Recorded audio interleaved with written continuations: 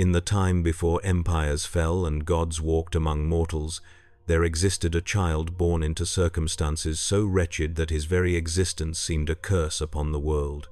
The era was ancient, lost to the mists of ages that predated recorded history in nearly every realm, and the land was a place of suffering where cruelty bred cruelty in endless cycles. This child, small and twisted in form, bore no name of honor. He was called Vecna, a sound that meant nothing then but would eventually become synonymous with the corruption of knowledge itself. His mother, a woman whose own story vanished into historical obscurity, raised him in conditions that would have broken lesser souls entirely. The brutality he endured shaped something dark within him, something that would not break, but instead harden into an obsession that transcended mortality itself. The world into which Vecna was born existed in a period scholars would later identify as the early aftermath of the Dawn War, though mortal civilizations had not yet risen to prominence. The gods had established their dominions, and the weave had been woven into the fabric of reality by the goddess Mystra in her earliest incarnation, though some sages argued this occurred in different forms across different worlds. The cosmic law established by the overgod Ao in some spheres, or by similar supreme forces in others, had created the fundamental structure that bound divine beings to the prayers and faith of mortals. Magic flowed through creation, raw and often dangerous, accessible to those with sufficient will and understanding. It was into this world of nascent possibility that a twisted child began to perceive patterns others could not see. Vecna's early years were defined by suffering and observation. He learned quickly that knowledge was the only weapon available to those without physical power. While other children played or worked, he watched. He studied the behaviors of those around him, cataloging their fears and desires with a precision that unnerved anyone who noticed his attention. His mother, recognizing something terrible growing within her son, attempted to guide him toward paths that might redeem the darkness she saw forming. Her efforts failed. The abuse Vecna suffered at the hands of others, combined with the poverty and powerlessness of his station, created a hunger within him that could never be satisfied by ordinary means. He began to seek out scraps of knowledge wherever they could be found, trading information for protection, secrets for sustenance. The turning point came when Vecna discovered magic. The exact circumstances varied across different tellings, but the essential truth remained consistent. He found a tome, or a teacher, or perhaps stumbled upon a natural wellspring of arcane energy that spoke to something deep within his consciousness. Magic answered him in ways the physical world never had. Through incantations and gestures, through formulas and components, he could reshape reality according to his will. The powerless child found power. The outcast discovered a path to dominion. He devoted himself to the study of the arcane arts with an intensity that bordered on madness, sacrificing sleep and health and any pretense of normal human connection in pursuit of greater understanding. His natural aptitude for magic was extraordinary, suggesting either a lineage touched by planar forces or simply the emergence of a once-in-a-millennium genius. Vecna progressed through magical disciplines at a rate that would have astounded the few who might have noticed, but he kept his growing power hidden. He learned early that revealed strength invited challenges, while concealed power provided opportunities for manipulation. He studied not only the technical aspects of spellcasting, but also the theoretical frameworks underlying magical reality itself. He began to understand the weave, not as a gift from a goddess, but as a tool to be exploited, a system with rules that could be bent or broken by those with sufficient knowledge and will. As Vecna matured, his ambitions expanded beyond personal survival. He began to envision a world ordered according to principles of absolute hierarchy, with himself at the apex. Knowledge would be the currency of power, and he would be its sole banker. He started to gather followers, not through charisma or inspiration, but through calculated manipulation and the promise of forbidden knowledge. He identified individuals whose ambitions outstripped their morals, who craved power enough to abandon conventional limitations. To these people he offered tutelage, though always maintaining careful control over what he revealed and what he withheld. His cult began as a handful of desperate seekers and grew steadily as his reputation spread through whispered rumors and dark legends. The land in which Vecna operated was fragmented, divided among petty warlords and minor kingdoms that rose and fell with the seasons. Scholars have debated the precise location and time period, with some placing these events in ancient Greyhawk, others in forgotten corners of the Forgotten Realms, and still others suggesting entirely different prime material worlds. The truth likely encompassed multiple realities, as Vecna's influence eventually touched many planes of existence. What remained certain was that he began his conquest during an age when magical knowledge was jealously guarded by isolated practitioners and divine spellcasters who served gods whose names have long since been forgotten. Vecna's methodology differed from conventional conquerors. He did not march armies across territories or besiege cities with conventional forces. Instead, he infiltrated power structures through his agents, spreading his influence like a disease through the networks of knowledge and authority that held civilizations together. He blackmailed rulers with secrets, eliminated rivals through untraceable magical assassinations, and gradually positioned his followers in positions of influence throughout the region.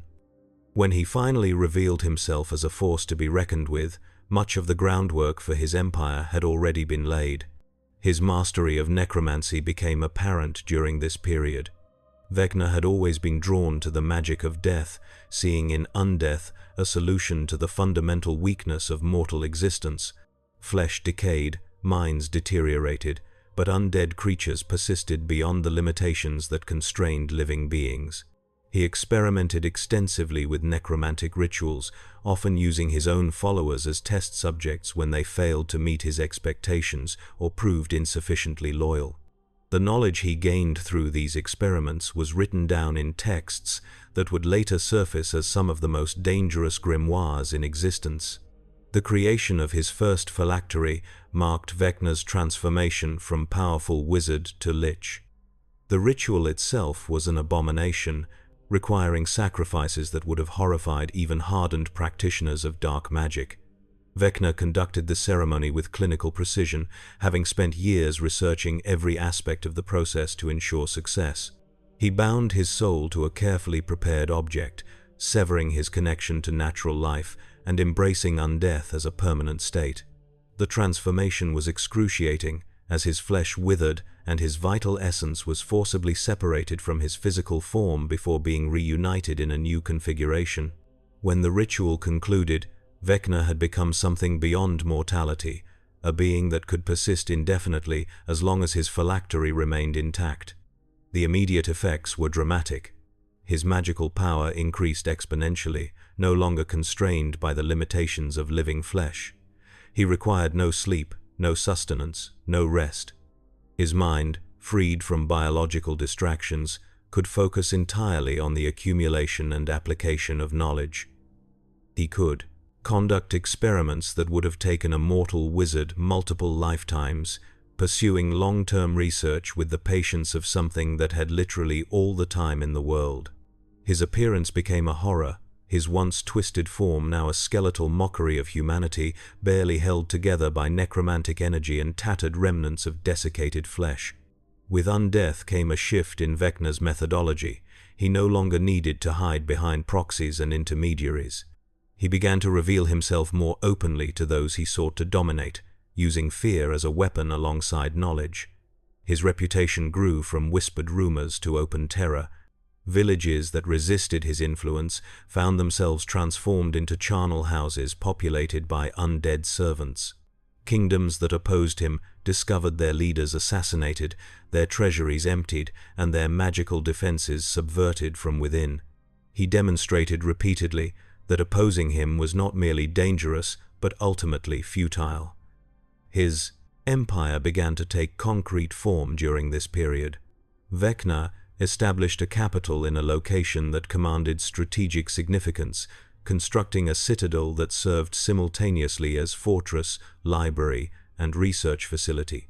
The architecture reflected his philosophy, with vast sections devoted to the storage and cataloging of knowledge, torture chambers where information could be extracted from unwilling sources, and laboratories where magical experimentation could proceed without ethical constraints. The Citadel became a destination for those who sought forbidden knowledge badly enough to risk Vecna's attention, though few who entered emerged unchanged or entirely sane. The lands under Vecna's control expanded steadily. His armies consisted of undead legions commanded by lieutenants of exceptional capability, mortal or otherwise. He recruited vampires, wraiths, and other powerful undead to serve as generals and administrators. Living servants who proved exceptionally useful might be rewarded with undeath themselves, though Vecna ensured that any transformation left them bound to his will through magical compulsions and carefully structured dependencies. The hierarchy of his empire was absolute, with every being existing in a precisely defined relationship to those above and below them in the structure of power. Among his many servants, one stood apart in capability and ambition. Cass was a warrior of extraordinary skill, a swordsman who had proven himself in countless battles before entering Vecna's service. The exact circumstances of their meeting varied across different accounts, but all agreed that Cass possessed qualities that distinguished him from ordinary followers. He was brilliant in matters of strategy and tactics, capable of leading armies and inspiring loyalty in troops. He was also ambitious enough to see service to Vecna as a path to greater power rather than merely an end in itself. Vecna recognized these qualities and chose to cultivate Cass, rather than eliminate him as he did most potential rivals. The relationship between Vecna and Cass became central to the Empire's military expansion. While Vecna himself focused on magical research and the administration of his growing domain, Cass led campaigns that brought ever more territory under their control. Vecna rewarded his lieutenants' successes with gifts of magic and authority, elevating Cass to a position of prominence that no other servant enjoyed. The greatest of these gifts was a sword, a weapon of devastating power that Vecna himself crafted through rituals that bound the blade to forces of destruction and domination. The sword was a masterwork of dark artifice, capable of cutting through magical defenses as easily as flesh, and it hungered for violence in ways that complemented Cass's own nature. The sword of Cass became infamous throughout the Empire and beyond. In Cass's hands, it was nearly unstoppable, cleaving through enemy formations and striking down rival spellcasters before they could complete their incantations. The blade seemed to enhance Cass's already formidable abilities, granting him speed and strength beyond normal human limits. Victories mounted. Cities fell, kingdoms surrendered rather than face the combined might of Vecna's magic and Cass's blade. The Empire reached its zenith during this period, controlling vast territories and commanding resources that would have made even established divine powers take notice. But within the success, corruption grew. The sword that Vecna had crafted was more than a weapon. It possessed a form of consciousness, or perhaps it channeled impulses from darker sources beyond mortal comprehension. It whispered to Cass during quiet moments, nurturing his ambitions and feeding his resentments. It reminded him that he was the one who risked his life in battle while Vecna remained secure in his citadel.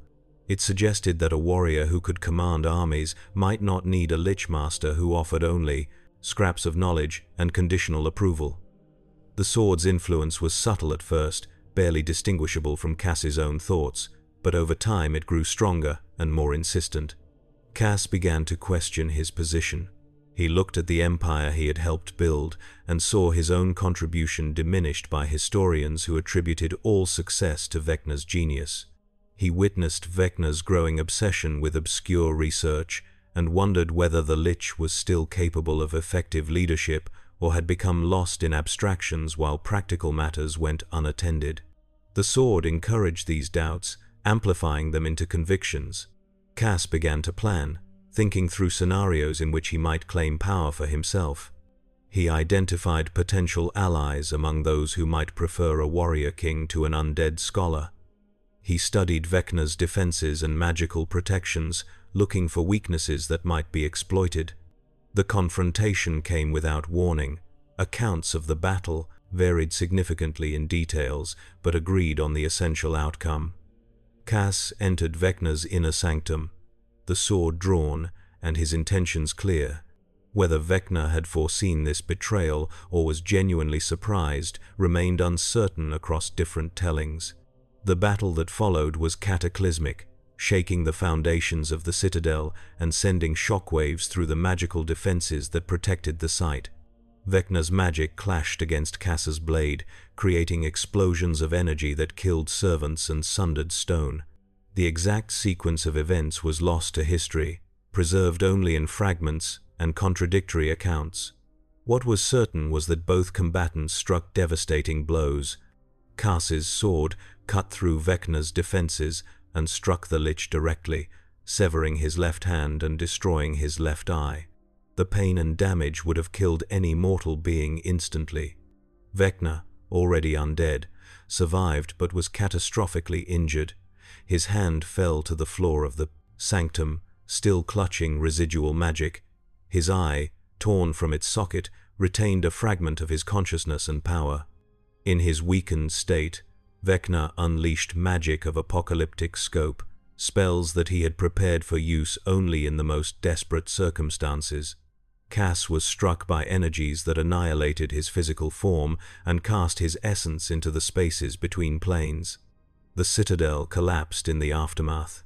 The empire Vecna had spent centuries building fragmented immediately. Without his direct control, the various factions and lieutenants turned on each other in struggles for dominance. The undead legions went berserk or fell dormant. The living servants fled or were killed by rivals. Within months, barely anything remained of what had been one of the most powerful domains in that age.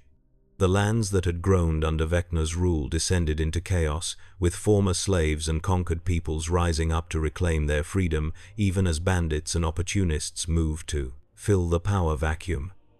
Vecna himself disappeared. His body, broken and incomplete, was hidden away through means that remained mysterious even to those who later investigated the ruins of his empire. Some accounts suggested he retreated to an extra-dimensional space where he could recover in safety. Others proposed that loyal servants had spirited him away to a hidden location known only to his most trusted followers. A few scholars theorized that Vecna had prepared contingency plans for precisely such a catastrophe, creating multiple hidden refuges where he could reconstitute his power if ever reduced to such circumstances. His severed hand and ruined eye took on lives of their own. The hand, still imbued with a fraction of Vecna's power and malice, became an artifact of terrible potency. It was found by scavengers in the ruins of the citadel, and its discovery marked the beginning of a curse that would follow it through the ages. Those who possessed the hand found it grafting itself to their bodies, replacing their own hand and granting them access to magical abilities far beyond their natural capacity. But the hand exerted a corrupting influence, gradually transforming its bearer's personality to align more closely with Vecna's own nature. Ambition turned to obsession. Curiosity became paranoia. Eventually, every bearer either went mad or was destroyed by rivals who sought the hand for themselves. The eye followed a similar pattern. Found separately from the hand, it too sought hosts who would accept its power in exchange for hosting a fragment of Vecna's consciousness. When implanted in a living skull, the eye granted vision beyond normal sight, the ability to see through illusions and detect magical auras. But it also transmitted Vecna's perspective, influencing the bearer's thoughts and slowly converting them into an extension of Vecna's will. Some who possessed the eye reported dreams of vast libraries and forbidden knowledge, visions that seemed to come from another mind entirely. Others experienced moments where they spoke with Vecna's voice or made decisions that seemed alien to their own nature. The artifacts became separated across vast distances and long periods of time. They surfaced in different regions and eras, always bringing disaster to those who possessed them. Kingdoms fell when rulers were corrupted by the hand's influence. Magical orders collapsed when their leaders sought the eye's power and lost themselves to its corrupting presence. Adventurers who found the artifacts often met tragic ends, destroyed by the very power they sought to harness. The hand and eye became legendary, sought by collectors of magical items who foolishly believed they could master what had once been part of a being as powerful as Vecna. While his artifacts spread chaos across the material plane, Vecna worked in hidden places to restore himself. The process was agonizingly slow, even by the standards of undead beings. He needed to reconstruct his power base, gather resources, and re-establish networks of influence without revealing his survival to those who would move to destroy him in his weakened state. He worked through intermediaries and distant proxies, carefully building power while maintaining absolute secrecy about his location and condition. During this period of recovery, Vecna's thoughts turned increasingly toward divinity. His experience with mortality and lichdom had taught him that even undeath had limitations. He had been wounded, defeated, reduced to a fraction of his former power. True invulnerability, he concluded, required transcendence beyond even the state of lichdom. He began to study the nature of divinity itself, researching how mortal beings had historically ascended to godhood and what mechanics governed the relationship between gods and their worshippers. This research would occupy him for centuries, becoming his primary obsession as he slowly rebuilt his strength. The writings he produced during this period eventually surfaced as some of the most dangerous texts in existence. The Book of Vile Darkness, though not solely his creation, bore significant contributions from Vecna's research into evil and corruption. Sections of the tome dealt with methods of achieving apotheosis through accumulation of worshippers and the performance of acts so evil that they fundamentally altered the practitioner's metaphysical nature. Other passages detailed rituals of undeath far more sophisticated than the standard lich transformation, methods that could create beings of power approaching that of demigods. His cults began to reform during this period, though they operated with far more secrecy than his old empire had required.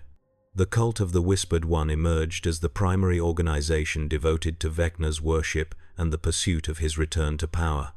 Members were recruited from among those who valued knowledge above all other considerations and who possessed the ruthlessness necessary to pursue forbidden secrets regardless of cost. The cult operated through cells that maintained minimal contact with each other, ensuring that the destruction of one group would not compromise the others. They sought out Vecna's hidden lore, recovered artifacts associated with his name, and performed rituals designed to channel power to their master wherever he was hidden. The structure of the cult reflected Vecna's own philosophy. Knowledge was parceled out in carefully measured increments, with each level of initiation granting access to progressively more dangerous and powerful secrets. No single member possessed complete knowledge of the cult's operations or goals. Information was compartmentalized, ensuring that even senior members could not betray what they did not know. At the highest levels, a handful of individuals maintained direct communication with Vecna himself, receiving instructions and guidance that shaped the cult's activities across multiple planes of existence. As centuries passed, Vecna's influence grew despite his physical absence from the world. His name became synonymous with forbidden knowledge and dark secrets. Wizards who delved too deep into necromancy often encountered his works and found themselves drawn into his orbit. Rulers who sought power through occult means discovered that many paths led eventually to Vecna's doorstep. The very concept of secret knowledge became associated with his legacy until it was impossible to separate the history of hidden lore from the history of Vecna himself. The planes themselves bore marks of his passage.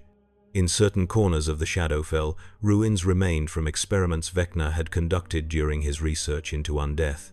The negative energy plane held sites where his presence had left lasting impressions, places where the fabric of reality had been altered by his magical manipulations. Even the astral plane, that realm of thought and concept, contained echoes of Vecna's consciousness, fragments of his research that existed as semi-autonomous entities pursuing goals their creator had established ages before. His eventual return to active influence occurred gradually, rather than through a single dramatic revelation. Various historical records noted individuals of exceptional power and knowledge operating in different regions and time periods, figures who shared certain characteristics and methods that suggested coordination under a single intelligence. Wars erupted over artifacts connected to Vecna's name. Kingdoms fell to plots that bore the hallmarks of his strategic thinking. The cult's activities increased in scope and ambition, suggesting that their master had recovered sufficiently to provide more direct guidance. The timeline of Vecna's activities became difficult to track with precision because he operated across multiple planes simultaneously, and because his perception of time differed fundamentally from that of mortals. Events that seemed to occur simultaneously might actually have been separated by decades or centuries from other perspectives. Vecna himself moved through temporal streams that did not always align with conventional chronology, a side effect of certain magics he had mastered during his long years of research and recovery. One of the most significant developments during this period was Vecna's discovery of methods to create semi-permanent bases in extra-dimensional spaces. He constructed demiplanes that served as laboratories and libraries, pocket realities accessible only through portals whose locations he guarded jealously. These spaces existed outside the normal flow of planar geography, detached from the material world but connected through carefully maintained gates. In these hidden realms, Vecna conducted research that would have been impossible in conventional locations, experiments that required isolation from the influence of gods and other powerful entities. His research into divinity proceeded methodically. He studied accounts of mortal ascension, cataloging the various paths that had led beings to achieve godhood. He analyzed the role of worship and belief in sustaining divine power, looking for ways to accelerate the process or bypass certain requirements. He investigated the nature of portfolios and domains, determining how gods established and maintained authority over particular aspects of reality. Every discovery was recorded in tomes that he secured in his hidden libraries, creating a body of theological and metaphysical knowledge that rivaled anything possessed by churches or divine servants. The nature of Vecna's relationship with existing gods during this period was complex and generally hostile. Divine powers who governed domains related to knowledge, magic, or death regarded him as a threat to their authority. Mystra, in particular, or whatever incarnation of the goddess of magic existed during various periods of Vecna's history, recognized that his mastery of the weave and his habit of sharing forbidden knowledge with mortals undermined the careful balance she sought to maintain. Gods of death viewed his promotion of undeath as an affront to the natural order they supervised. Gods of knowledge saw his hoarding of secrets as contrary to the principles of learning and wisdom. Direct conflicts between Vecna and divine powers occurred several times throughout his history. Most such confrontations ended inconclusively, with Vecna demonstrating enough power to avoid destruction while the gods proved unable to eliminate him permanently. His phylactery remained hidden too securely for divine servants to locate and destroy. His knowledge of magical defenses allowed him to ward his refuges against even divine sight. His willingness to retreat and rebuild meant that temporary defeats never resulted in permanent elimination. The gods learned to regard Vecna as a persistent nuisance that required constant monitoring but could not be fully eradicated through conventional divine intervention. Vecna's ambitions eventually crystallized into a concrete plan for ascension.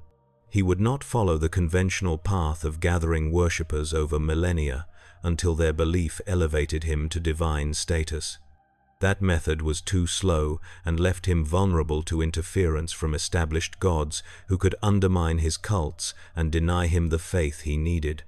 Instead, Vecna intended to seize divinity through an act of such magnitude that reality itself would have no choice but to acknowledge his apotheosis.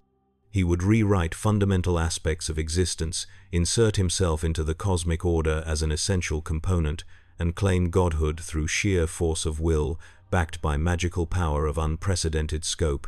The plan he developed required resources and power beyond anything he had previously accumulated.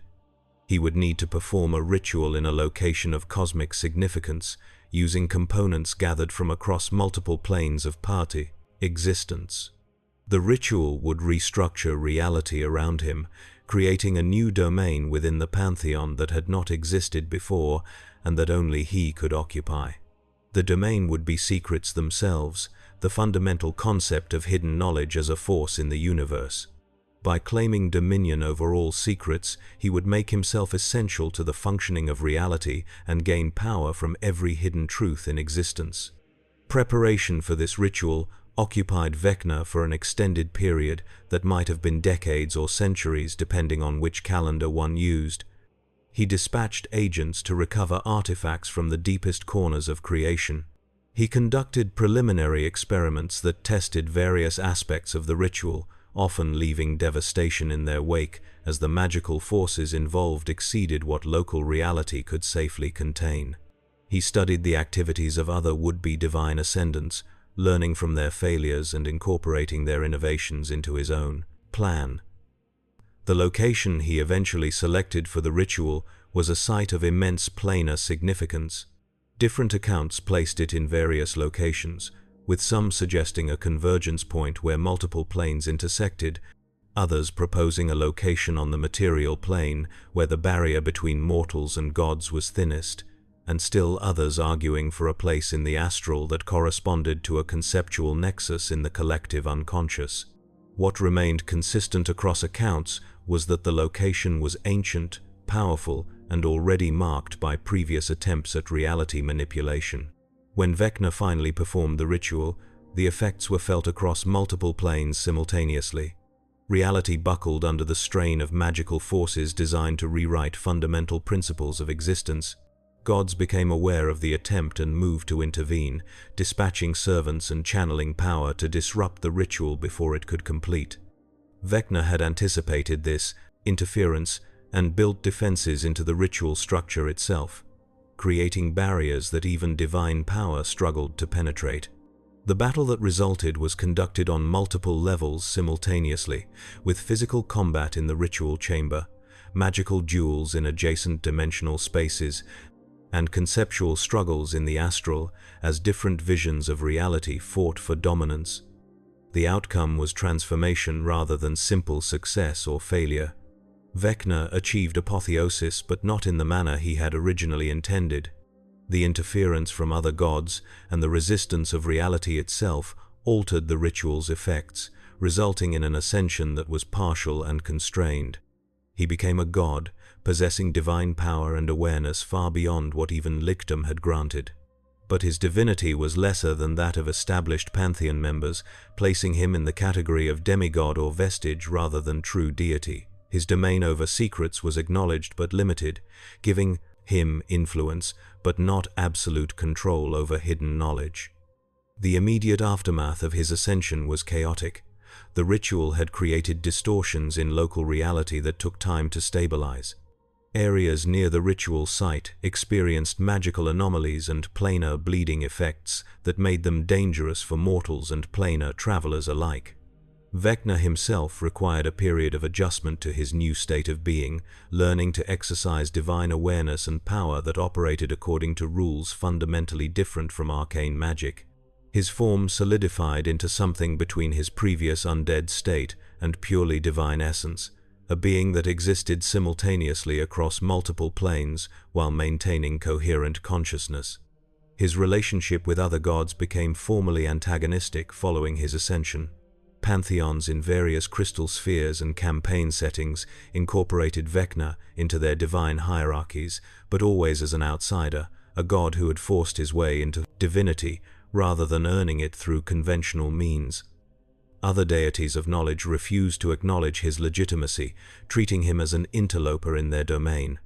Gods of death regarded him with disgust for his undead nature and his refusal to accept the natural progression of existence.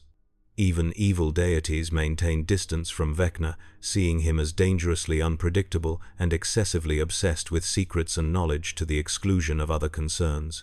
Vecna's divine status granted him capabilities that reshaped his approach to pursuing power. As a god, he could sense when mortals spoke his name or invoked him in rituals. He gained awareness of secrets being kept anywhere that his divine sight could reach, giving him access to hidden knowledge on a scale impossible for even the most powerful mortal wizard. He could grant spells to clerics who worshipped him, creating a network of divine servants who spread his influence more effectively than any cult of arcane practitioners. His phylactery, while still existing, became less critical to his survival, since divine beings persisted through different mechanisms than mortal wizards or even liches. But divinity also imposed constraints Vecna had not fully anticipated. Gods were bound by rules established by overgods or the fundamental structure of reality itself. They required worship to maintain their power, making them dependent on mortal belief in ways that Vecna found distasteful. They could be damaged or diminished if their followers were eliminated or converted to rival faiths. Their actions on the material plane were limited by divine compacts and cosmic laws that prevented gods from directly overwhelming mortal free will or remaking reality according to their whims. Vecna chafed against these restrictions, viewing them as obstacles to his ultimate goal of absolute dominion over all knowledge. His activities as a god reflected his unwillingness to accept the limitations of conventional divinity. He repeatedly attempted to expand his power beyond what his status as a demigod should have allowed. He schemed to claim portfolios held by other deities, targeting gods of knowledge, secrets, magic, and undeath, with plots designed to steal their divine essence or undermine their worship base. He encouraged conflicts between other gods, hoping to benefit from the resulting chaos and claim power from deities weakened by divine warfare. His actions made him one of the most active plotters in various pantheons, a god who refused to settle into stable patterns of behavior. The hand and eye of Vecna took on new significance following his ascension. As parts of a divine being rather than merely an undead archmage, the artifacts increased dramatically in power. They became genuine divine artifacts, items whose capabilities approached those of the most legendary magical objects in existence. The hand granted not only magical power but also divine insight, allowing bearers to access knowledge held by Vecna himself. The eye provided sight that pierced illusions and saw truth hidden even by divine magic. But the corrupting influence intensified proportionally, with bearers finding themselves overwhelmed by Vecna's divine consciousness far more rapidly than previous wielders had experienced. Cults devoted to Vecna proliferated following his ascension. The cult of the Whispered One transformed from a secret society into a genuine religious organization, though one that maintained high levels of secrecy and selectivity in recruitment.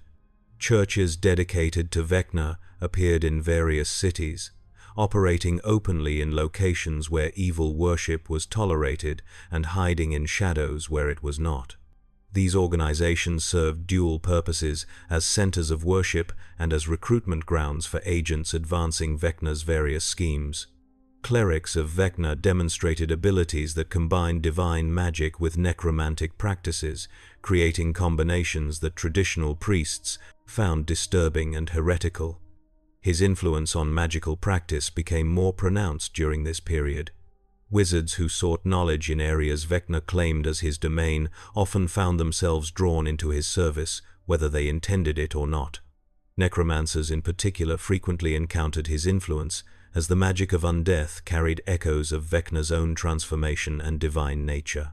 Spells related to secrets, hidden knowledge, and the manipulation of truth often bore traces of his touch, having been shaped by his research or inspired by his methods.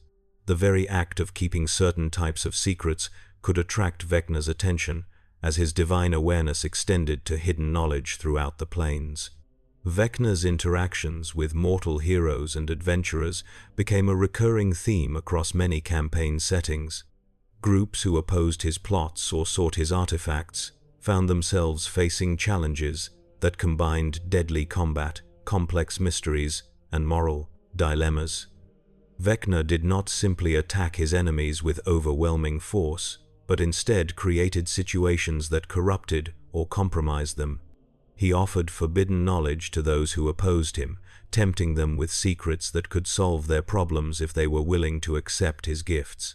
He manipulated circumstances so that defeating one of his schemes required actions that served his larger purposes. Heroes who thought they had thwarted his plans often discovered years later that their victories had actually advanced his agenda in subtle ways. The Sword of Cass re-emerged as a significant factor during this period. Cass himself, having survived his destruction through means that remained mysterious, existed in a state between death and undeath. Some accounts suggested he had become a vampire of exceptional power. Others proposed that he persisted as a wraith or other form of incorporeal undead. What remained consistent was that he retained his hatred for Vecna and continued to oppose his former master across the ages. The sword, still existing as a powerful artifact, sometimes aided those who fought against Vecna, though it brought its own corruption and dangers to anyone who wielded it. The relationship between Vecna and Cass became one of the defining antagonisms in the multiverse. They were locked in an eternal struggle that neither could definitively win. Vecna possessed greater power, but could not permanently destroy his former lieutenant. Cass had the advantage of Vecna's own sword, a weapon specifically designed to harm its creator, but lacked the resources and allies to mount an effective final assault. They clashed repeatedly over the centuries, with their conflicts creating collateral damage that devastated entire regions. Some scholars suggested that both beings secretly preferred the eternal struggle to any final resolution, finding purpose in their mutual antagonism that gave shape to their otherwise potentially meaningless existences. Vecna's schemes during his time as a demigod took on increasingly cosmic scope. He no longer satisfied himself with conquering kingdoms or accumulating magical power on a single world. Instead, he pursued goals that would reshape the fundamental nature of reality across multiple planes simultaneously. One such plot involved attempting to seize control of the negative energy plane, which would have given him dominion over the forces that animated all undead beings throughout creation. Another scheme targeted the astral plane itself, seeking to alter the nature of thought and concept in ways that would make hidden knowledge literally impossible to discover without his permission.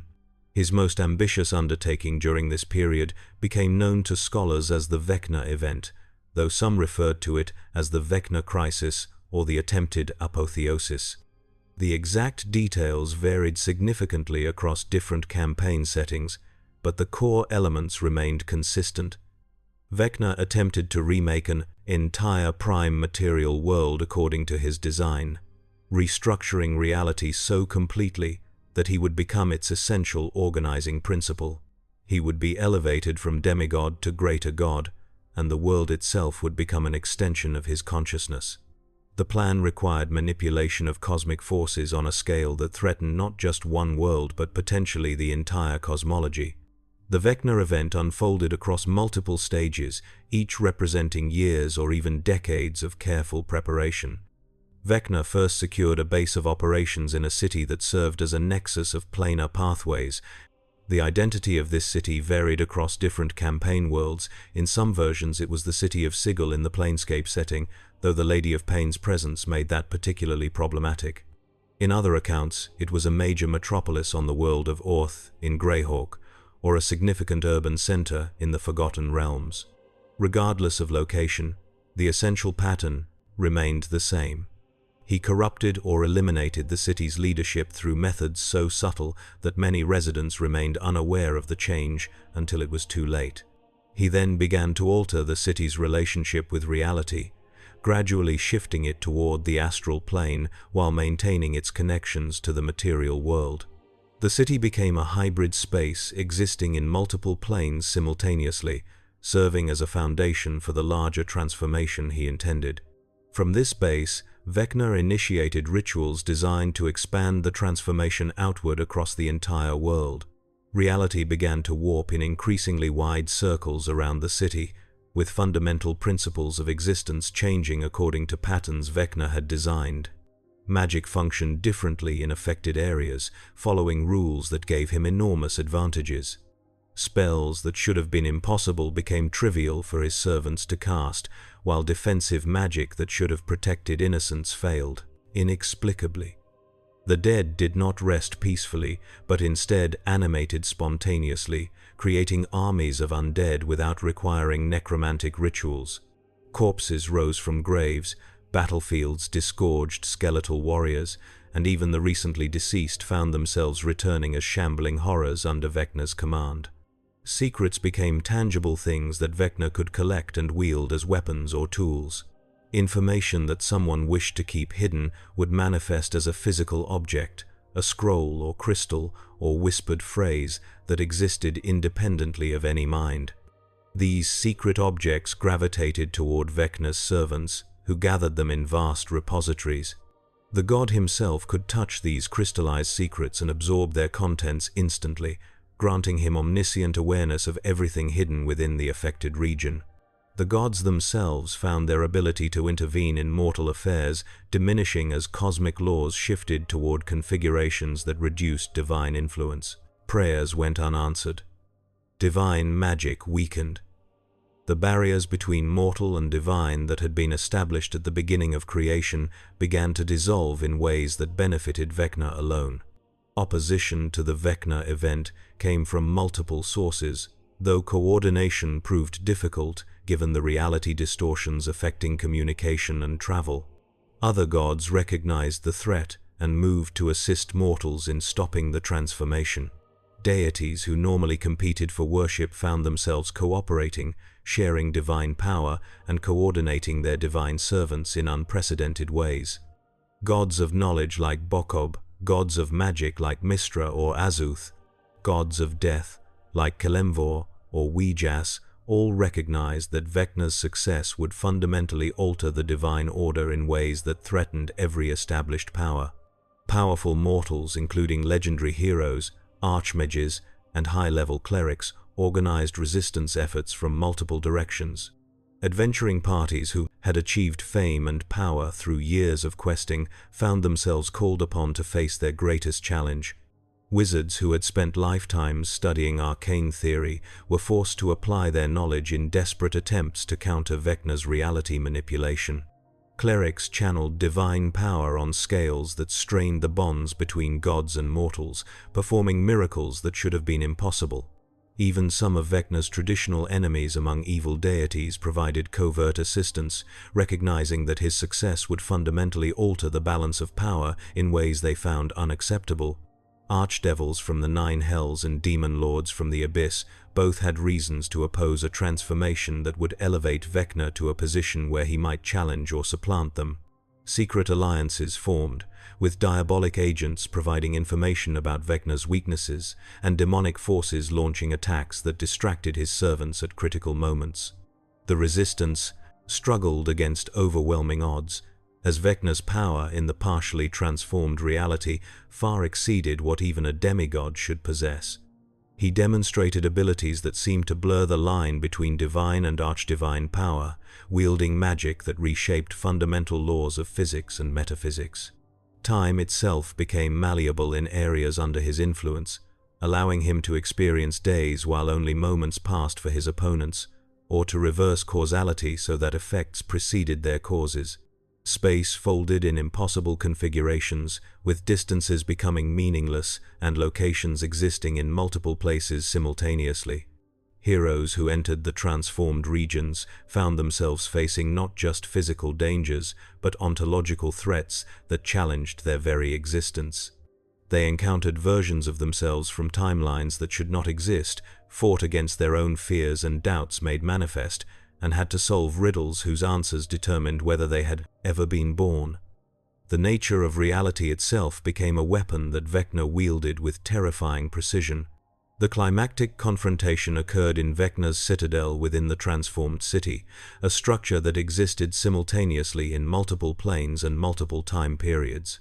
Heroes who had gathered artifacts and knowledge necessary to challenge a demigod penetrated his defenses through methods that combined desperate courage with nearly impossible luck. Some sources suggested divine intervention guided them, with gods subtly manipulating fate to create opportunities that would not otherwise have existed. Others proposed that Vecna's own arrogance created blind spots in his awareness, allowing skilled infiltrators to exploit weaknesses he had not anticipated. The battle that followed was epic in scope, with reality itself serving as a battlefield as each side attempted to reshape fundamental principles to their advantage. Vecna demonstrated power that approached that of greater gods, wielding magic that could unmake opponents at conceptual levels. He spoke words that erased people from history, rewrote memories so that allies became enemies, and called upon forces that predated the current cycle of creation. His mastery of necromancy allowed him to drain life force from his enemies and channel it into himself, growing stronger with each defeated opponent. His control over secrets meant that he knew his enemies' tactics before they employed them, reading their strategies from their own thoughts and countering their every move. The heroes countered with artifacts specifically designed to harm him, weapons and items that had been gathered through quests that took them across multiple planes and into the deepest dungeons of existence. Some wielded fragments of reality from before Vecna's transformation began, pieces of stable existence that could anchor normal physical laws in the chaos he had created. Others carried items blessed by multiple gods, trinkets that channeled divine power in ways that bypassed the restrictions Vecna had imposed on direct divine intervention. In some accounts, the Sword of Kas played a crucial role, wielded by adventurers who had accepted its corruption as a necessary price for opposing Vecna. The blade that had once belonged to Vecna's greatest lieutenant struck at its creator with intimate knowledge of his weaknesses, cutting through defenses that should have been impenetrable. Each blow from the sword resonated with echoes of ancient betrayal, inflicting not just physical damage but psychological wounds that reminded Vecna of his greatest defeat. Magic clashed against magic in combinations that mortal spellcasters had never imagined possible. Reality warped and twisted as competing visions of existence fought for dominance. The battle was not confined to a single moment in time but instead sprawled across multiple temporal streams, with combatants experiencing the conflict simultaneously from different temporal perspectives. What felt like hours of combat to the heroes might have been days or moments from other viewpoints. Cause and effect became uncertain as spells retroactively prevented other spells from being cast or ensured their own success by altering the past. The outcome was complex and disputed across different tellings, reflecting the reality-bending nature of the conflict itself. In some versions, Vecna was destroyed, or at least reduced to a state where his consciousness scattered across multiple planes, requiring centuries or millennia to reconstitute himself. His citadel collapsed into dimensional fragments that fell through the planes, creating pockets of warped reality that persisted for generations. The transformed city returned to normal space, though residents who had lived through the transformation retained disturbing memories of alternate realities and impossible events. In other accounts, Vecna was banished rather than destroyed, cast into a prison dimension, specifically prepared for containing beings of his power. The prison was described variously as a demiplane constructed by multiple gods working in concert, or as a layer of the abyss repurposed specifically to hold him, or even as a temporal loop where he experienced his own defeat endlessly. These versions suggested that Vecna remained conscious within his prison, already beginning to work on methods of escape that would take decades or centuries to bear fruit. A few versions suggested that Vecna partially succeeded in his transformation, achieving a compromise apotheosis that elevated him somewhat in divine hierarchy while stopping short of the complete transcendence he had sought. In these accounts, he became a lesser god rather than remaining a demigod, gaining genuine divine status that placed him on more equal footing with established pantheon members. The cost of this elevation was that the reality transformation was reversed before it could spread beyond the single world or city where he had initiated it, preventing the cosmic scale changes he had originally intended. Some particularly dark versions of the tale proposed that Vecna had actually achieved everything he wanted, and that the apparent defeat was itself part of his plan. These accounts suggested that the entire visible conflict was a distraction, while his true transformation occurred in hidden dimensions where none could observe or interfere. By the time anyone realized the deception, reality had been subtly altered in ways that benefited Vecna while remaining below the threshold that would trigger divine intervention. In these versions, the heroes celebrated their victory while actually having served Vecna's purposes, a demonstration of his supreme manipulation and his willingness to sacrifice apparent defeat for actual gain. What remained consistent across versions was that Vecna persisted afterward as a divine threat, possibly at a higher level of power than before. He had demonstrated capabilities that exceeded what gods of his level should possess, revealing either that he had discovered methods to amplify divine power beyond normal limits, or that his unique nature as a lich god gave him access to resources unavailable to conventional deities. His willingness to risk everything in pursuit of greater power established him as one of the most dangerous entities in the multiverse, a being whose ambitions would not be constrained by failure or setbacks. The aftermath of the Vecna event reshaped how other powers regarded him throughout the D&D multiverse. He could no longer be dismissed as merely an ambitious demigod or exceptionally powerful lich. He had proven capable of threatening the stability of entire cosmologies, of nearly remaking reality according to his own design. Pantheons that had previously ignored him or treated him as a minor annoyance began to monitor his activities far more closely. Gods established early warning systems that would alert them if Vecna began another reality manipulation ritual. Divine servants were tasked with tracking his cults and disrupting their activities before they could gather the resources for another major operation. Secret alliances formed among deities who normally opposed each other, united by recognition that Vecna represented an existential threat to all divine beings regardless of alignment or portfolio. Gods of good and evil, law and chaos, found common ground in their opposition to the Whispered One. These alliances remained largely covert, as none of the participating deities wished to appear weak by admitting they needed help dealing with a single rogue god.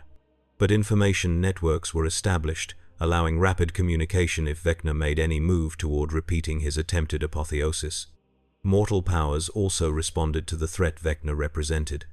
Magical orders and knightly organizations established standing protocols for responding to his influence should it surface in their territories.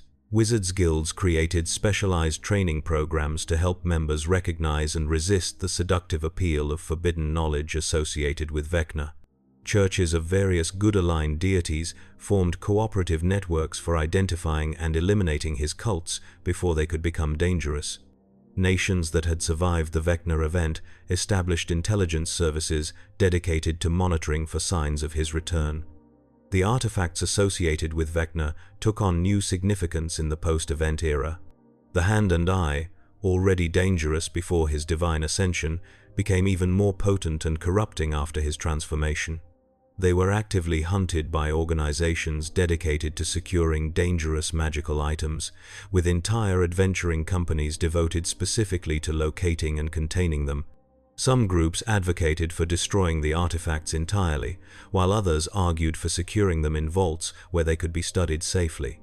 Neither approach proved entirely successful, as the artifacts demonstrated an uncanny ability to escape confinement and find new hosts. New artifacts associated with Vecna emerged during this period, though scholars debated whether they were genuinely new or had simply been hidden previously. Fragments of his phylactery surfaced in various locations, pieces of the container that held his soul that retained traces of his power and malevolence. Books attributed to his authorship appeared in libraries and private collections, grimoires containing spells and rituals that pushed the boundaries of acceptable magic. Items he had personally enchanted during his centuries of existence began circulating through the magical item trade, each carrying a taint that slowly corrupted its owner. Vecna's divine portfolio continued to evolve in the centuries following the event, shaped by his experiences and by how mortals conceived of him. His domains solidified around core concepts that reflected his nature and history. Secrets remained central to his identity, granting him divine authority over all hidden knowledge throughout the multiverse. He claimed aspects of magic related specifically to necromancy and the forbidden, positioning himself as patron of spellcasters who pursued power without ethical constraints or moral hesitation. Undeath fell partly under his divine influence, though he competed with other gods who also claimed dominion over the unliving. His unique position as a being who had been mortal, then lich, then God gave him insights into undeath that other deities lacked. Necromancers who sought divine guidance found themselves drawn to his worship as he understood their ambitions in ways that gods who had never experienced mortality could not. He developed associations with madness and obsession over time, as his influence consistently drove mortals to extremes in pursuit of knowledge or power. Those who studied his works too deeply or communed with him too frequently found their minds warping under the strain of touching something fundamentally incompatible with mortal consciousness. His divine awareness operated according to principles that mortal minds could not fully process, and prolonged exposure resulted in various forms of insanity. Some theologians argued that madness should be considered part of his official portfolio, representing the inevitable result of minds attempting to contain more knowledge than they were designed to hold. Betrayal became associated with Vecna through his own history and through patterns in how his worship functioned. His betrayal by Cass stood as the defining moment of his existence, the transformation from emperor to wounded fugitive that shaped everything that followed. He encouraged similar betrayals among his followers, seeing treachery as natural and even desirable. Ambitious servants who eliminated their rivals through backstabbing and deception received his approval and rewards. The culture of his cults was characterized by constant plotting and paranoia, with everyone understanding that loyalty lasted only as long as it served mutual interests. Worship of Vecna followed patterns distinct from conventional religious practice, reflecting his nature as a god of secrets rather than revelation. He demanded no elaborate public ceremonies or ostentatious displays of devotion. Mass gatherings of his worshippers were rare, as assembling large groups attracted attention from authorities and rival faiths. Instead, he preferred that his followers pursue knowledge relentlessly, keeping their discoveries secret from others while offering them to him through private rituals conducted in hidden sanctuaries or personal chambers. His clerics served simultaneously as priests and researchers, maintaining archives of forbidden lore while also conducting original experiments into dangerous magical territory. They were expected to contribute new knowledge to his collective understanding, not merely preserve existing information. Those who made significant discoveries or uncovered valuable secrets earned his favor and received greater access to his power. Those who failed to produce results found their access to divine spells diminishing, a clear signal that they had outlived their usefulness. Temples to Vecna resembled libraries more than conventional religious spaces, filled with books and scrolls and carefully organized archives rather than altars and icons. What religious iconography existed tended toward the subtle a hand symbol here, an eye motif there, references to whispers and secrets woven into architectural details. The most important spaces in these temples were the restricted archives, secure rooms where the most dangerous knowledge was kept under lock and guard. Access to these inner sanctums was granted only to senior cultists who had proven their dedication and discretion through years of service. The relationship between Vecna and his followers was explicitly transactional, rather than based on faith or devotion in the traditional sense. He granted power to those who served him effectively, providing spells and knowledge in exchange for continued service and the secrets they uncovered. But he showed no loyalty to followers who ceased to be useful, abandoning or actively destroying them without hesitation when they failed to meet his standards or when their death served his purposes. His clerics understood perfectly well that their relationship with their god was fundamentally mercenary, based on mutual benefit rather than divine grace or spiritual connection. This created a religious culture characterized by extreme paranoia and constant competition, with each cleric seeking to prove their value while undermining potential rivals. Trust was virtually non-existent, as everyone understood that Vecna valued results over relationships and would reward those who advanced his interests, regardless of their methods. This mercenary dynamic extended to how Vecna granted divine magic. Unlike gods who bestowed spells as gifts or rewards for faithful service, Vecna's spell grants felt more like contractual exchanges.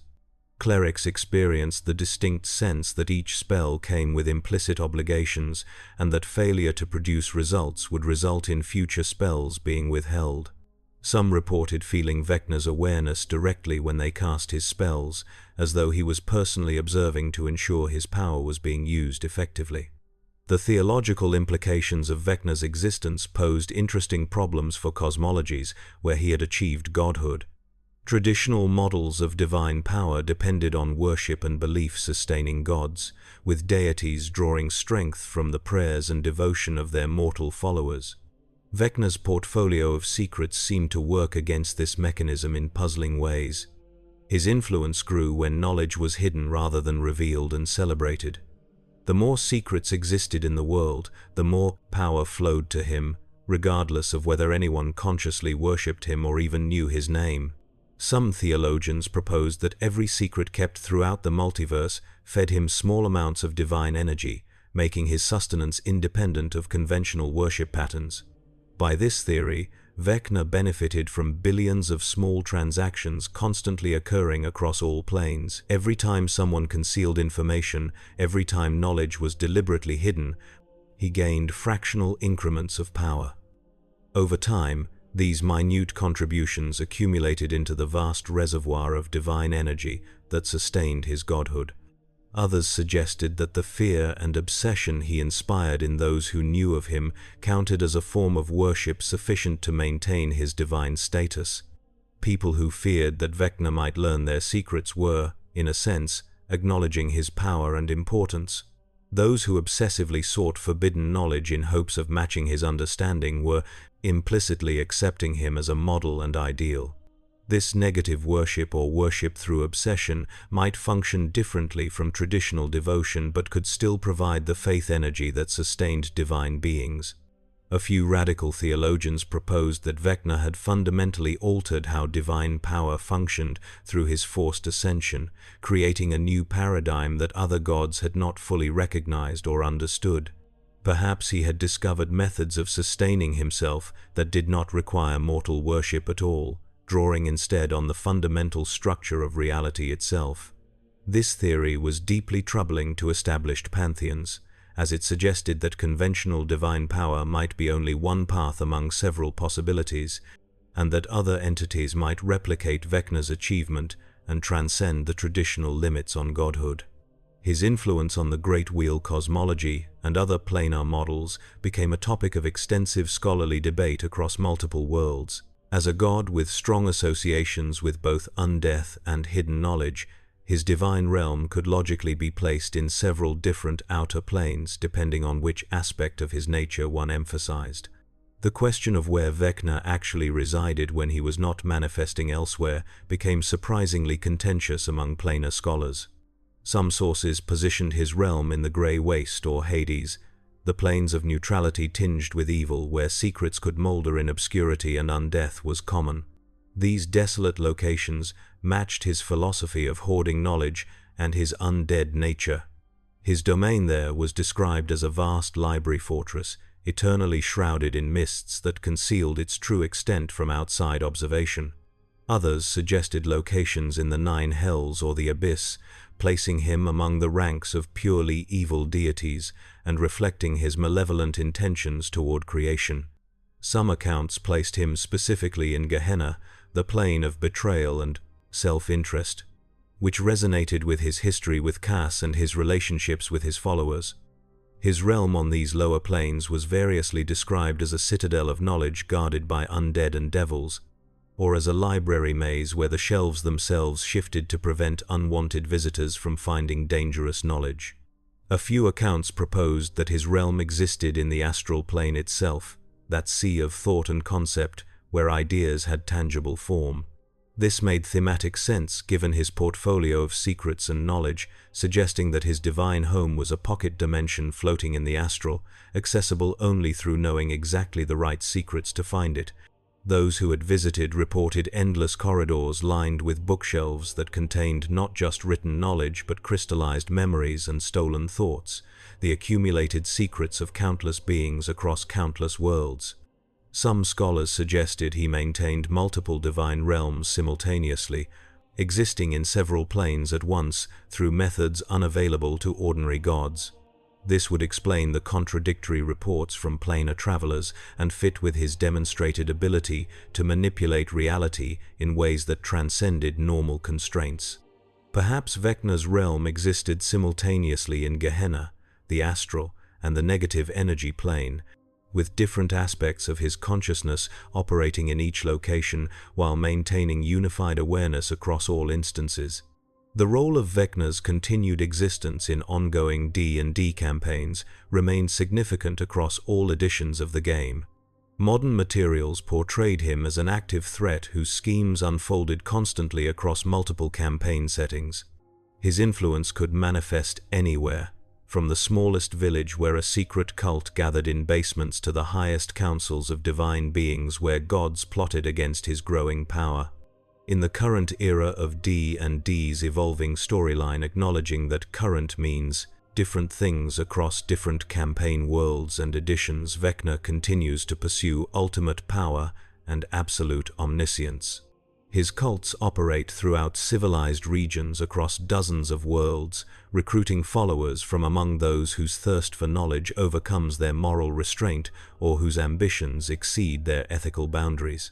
These cults function as both religious organizations and spy networks, gathering information for their master while spreading his philosophy and preparing for his next major move. His artifacts continue to circulate through the shadowy underworld of magical items and forbidden treasures. The hand and eye remain the most famous and most sought after, but other relics surface regularly: a finger bone that grants necromantic insight, a tooth that allows the devouring of secrets, fragments of his phylactery that can be used to create inferior versions. Each artifact serves as an anchor point for his influence and a potential corruption vector, slowly transforming those who use them into extensions of Vecna's will. In conclusion, Vecna stands as perhaps the most complex and thoroughly developed villain in D&D's vast pantheon of antagonists. From his beginnings as an abused child in a forgotten age, through his transformation into a lich emperor commanding vast territories, through his catastrophic defeat and patient recovery, through his forced ascension to divine status, and his subsequent schemes to transcend even that elevation, his story encompasses themes of ambition, betrayal, knowledge, power, and the eternal question of what costs are acceptable in pursuit of understanding. He represents the dark reflection of the scholar and the wizard, showing what happens when the pursuit of knowledge becomes divorced from wisdom and compassion. He embodies the seductive danger of power without principle, the temptation to believe that sufficient understanding justifies any action.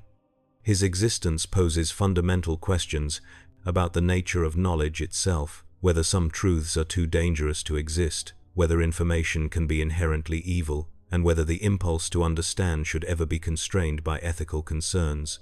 The Whispered One endures across the ages, a god of secrets whose ultimate aims remain hidden even as his shadow falls across uncounted worlds. His story is not over, and perhaps can never truly end, because the desires he represents, the hunger for forbidden knowledge, the temptation of power without limit, the willingness to sacrifice anything for understanding, are eternal aspects of mortal nature. As long as those impulses exist, as long as minds reach toward knowledge regardless of cost, Vecna will find ways to manifest and exploit them for his own inscrutable purposes.